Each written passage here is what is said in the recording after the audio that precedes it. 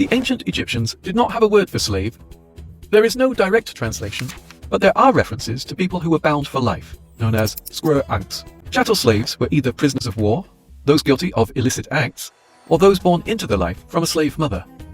As far back as the reign of Sneferu in the Old Kingdom period of ancient Egypt, 2600 to 2200 BC, we have documented evidence of excursions to capture Libyan and Nubian civilians and force them into slavery as prisoners of war.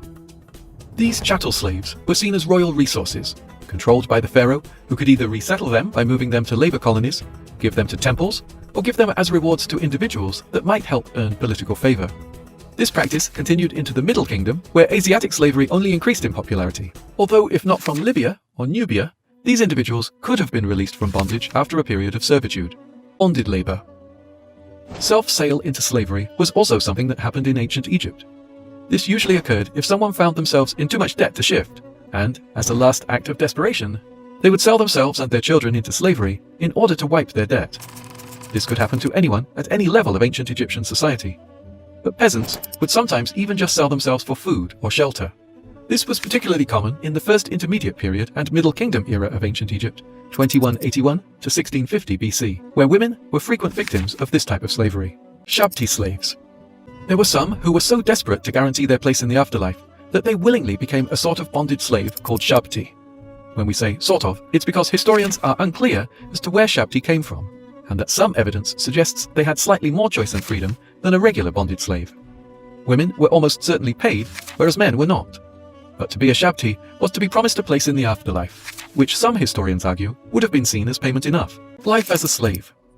Slaves were not separate from the general population in ancient Egypt. Historian Dr. Andrzej Ćwiek explains they were assimilated in the local population and were not a separate social class. He claimed they were treated similarly to free folk, and points to evidence of slaves marrying Egyptian women. There was also the traditional master-slave dichotomy, and masters were able to use their slaves for domestic and labor services and could make them earn a trade or craft to become more valuable. The New Kingdom and Third Intermediate Period, 1550 to 664 BC.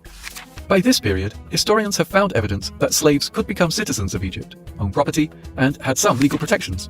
As a result, slaves from distant lands changed slightly in the New Kingdom and Third Intermediate Period. Rather than forced in prisoners of war, although these existed, more and more came as self-slaves, signing themselves up so they could enter Egypt in hope of a better life, or to receive living quarters and food where otherwise they would have had none, or to honor the concept of Shabti and be granted admittance to work in the afterlife. Historians have found evidence that these slaves believed they could leave their masters if they had a justifiable reason for doing so, but actual instances where this happened haven't really been definitively proven.